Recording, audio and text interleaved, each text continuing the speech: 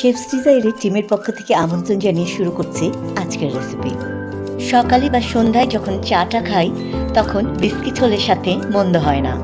বিকালে চা খাবো, বাসায় কোনো বিস্কিট নেই, কি করি বলুন তো? বাইরে তো যেতে একদম ইচ্ছে করছে না। চলুন বাসায় যা আছে তা দিয়ে চট করে বানিয়ে ফেলি বিস্কিট।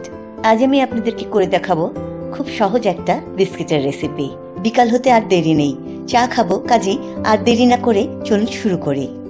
একটা মিক্সিং বোলের ভিতরে নিয়ে নেব 1 কাপ ময়দা,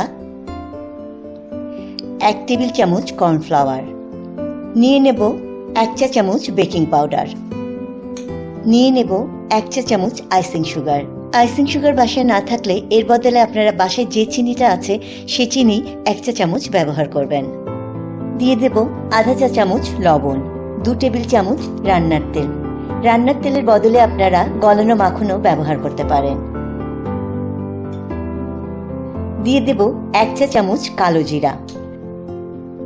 তারপরে সবকিছু হালকাভাবে ভালোভাবে মিশিয়ে নিয়ে এর ভিতরে দিয়ে দেব 3 টেবিল চামচ ঠান্ডা দুধ। দুধ বাসায় না থাকলে তার বদলে ঠান্ডা পানি দেবেন, তবে দুধ দিলে কিন্তু স্বাদটা বেশি ভালো হয়। আমি 3 টেবিল চামচ দুধ দিচ্ছি, আপনাদের সামান্য কম বেশি লাগতে পারে, কারণ অনেক সময় ময়দা খুব শুকনা থাকে, তখন দুধ সামান্য বেশি লাগতে পারে। যতখানি কম লিকুইড দিয়ে আপনারা ডোটা তৈরি করে রুটি বানাতে পারবেন সেভাবেই আপনারা কম দেবেন। সবকিছু মিশিয়ে নিয়ে এখন বিস্কিটের জন্য ডোটা তৈরি করে নিচ্ছি। ডোটা কাউন্টার টপের উপর রেখে বা যেখানে আমরা বেলবো তার উপরে রেখে একটা বেলুনি দিয়ে আমরা পাতলা একটা রুটি বানিয়ে নেব। পাতলা মানে কিন্তু রুটির মতো পাতলা হবে না, 6-7 মিলিমিটার পুরু হবে।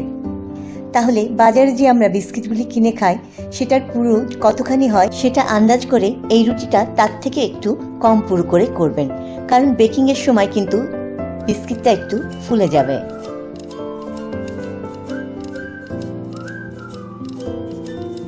কাউন্টার টপের উপর যেন ডোটা লেগে না যায় আর আমার বেলতে যেন খুব সুবিধা হয়, তাই জন্য আমি ডোটার নিচে একটা সিলিকন ম্যাট দিয়ে নিয়েছি। আপনারা যে কোনো প্লাস্টিকও দিয়ে নিতে পারেন। বিস্কিটগুলি আমি 4 কোণা করে করব, তার জন্য আমি আর রুটিটা গোল করে করে নিচ্ছি না।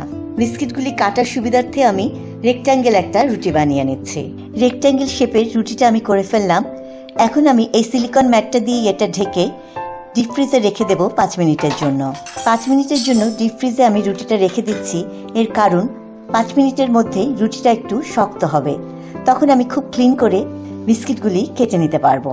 সময় বাঁচানোর জন্য আমি রুটিটা ডিপ ফ্রিজে রাখছি। আপনাদের হাতে যদি সময় থাকে তাহলে নর্মাল ফ্রিজে রেখে 15-20 মিনিট পর আপনারা রুটিটা কেটে বিস্কিটের শেপ করে নিতে পারেন। 5 মিনিট হয়ে গেছে, রুটিটা বের করে আমি এখন বিস্কিটগুলি শেপ করে নেব। রুটিটা যতদূর সম্ভব সমান করে চারিদিকে কেটে নিয়ে একটা সুন্দর শেপ দেবার চেষ্টা করবেন। আমি স্কেল ব্যবহার করছি, আপনাদের কাছে যদি স্কেল না থাকে বাসাতে তাহলে বাটার নাইফ বা ছুরি দিয়েই পাশটা কেটে ভালোভাবে শেপটা করে নেবার চেষ্টা করবেন। আমি বিস্কিটগুলি 1.5 ইঞ্চি বাই 1.5 ইঞ্চি স্কোয়ার করে কেটে নিচ্ছি। আপনারা আপনাদের ইচ্ছে মতো সাইজ আর শেপটা করে নেবেন।